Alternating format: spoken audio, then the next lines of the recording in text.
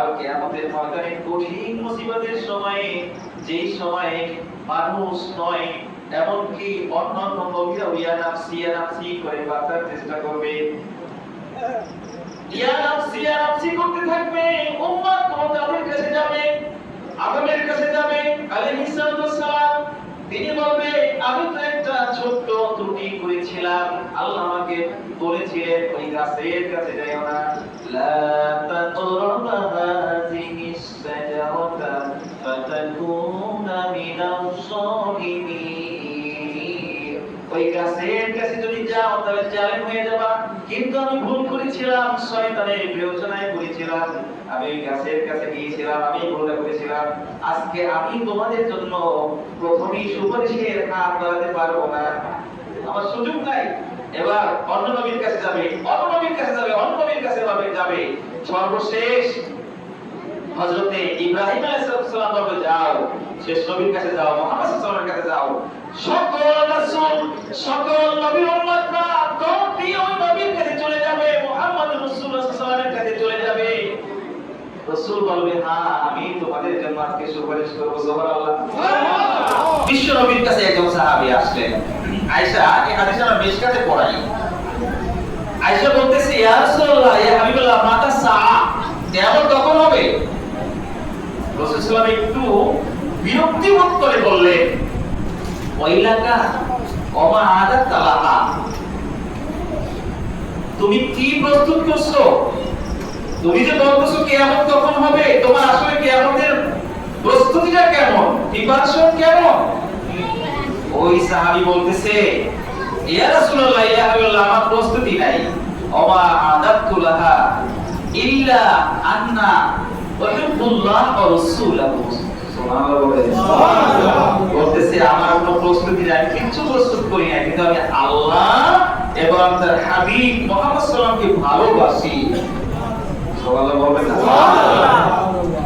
এরপর বিশ্ব নবী সাল্লাল্লাহু আলাইহি ওয়াসাল্লাম বলতেছেন, আনতা মা'মান আহবাবতা, তুমি যাকে ভালোবাসো তার সাথে তোমার হাসর হবে, তার সাথে তোমার কিয়ামত হবে, তুমি তার সাক্ষাৎ পাবা।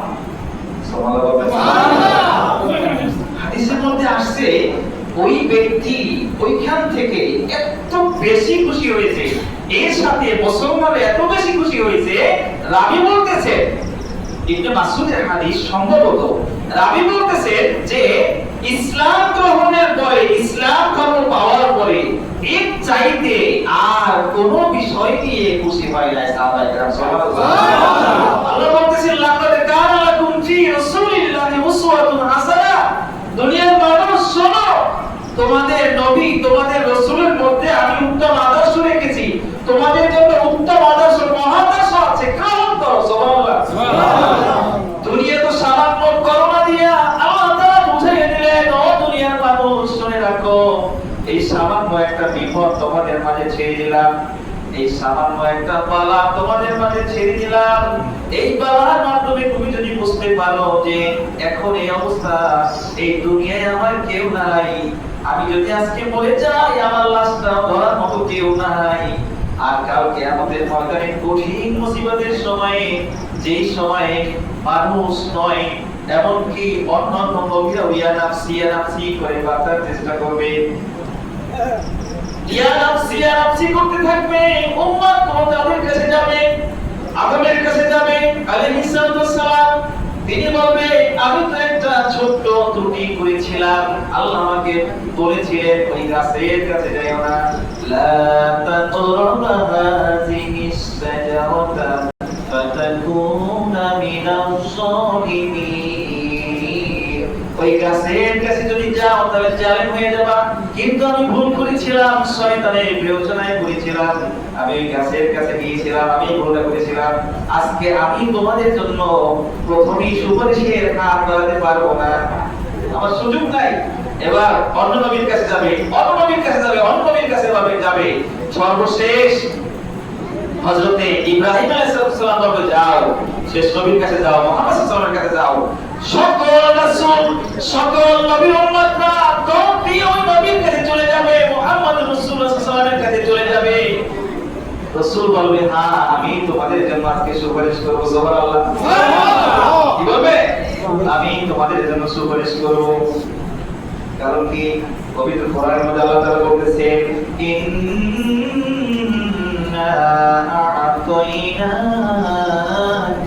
কাউসার ফাসাল্লি লিরাব্বিকা ওয়ানহার ইন্না শানিয়াকা হুয়াল আবতার। কারণটা এত মর্যাদা আল্লাহ দুনিয়ায় বলে দিয়েছেন ইন্না আ'তাইনাকাল কাউসার, আপনাকে কাউসার দিয়েছি। কাউসার ঝর্ণা, কাউসার কি ঝর্ণা। আবার কেউ বলছেন এটাও সাফায়াত হতে পারে, এটা নবীর মর্যাদাও হতে পারে,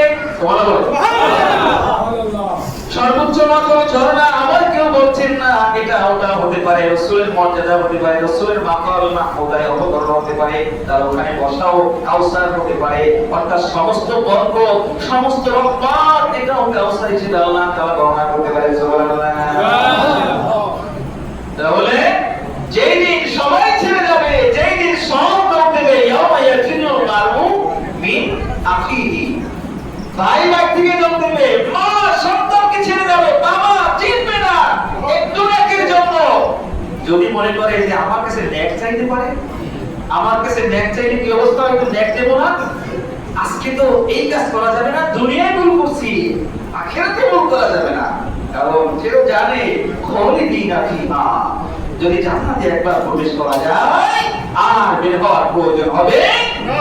এটা নেই জাহান্নামের শাস্তি, ভয়াবহ শাস্তি, তার অবস্থাও জানি।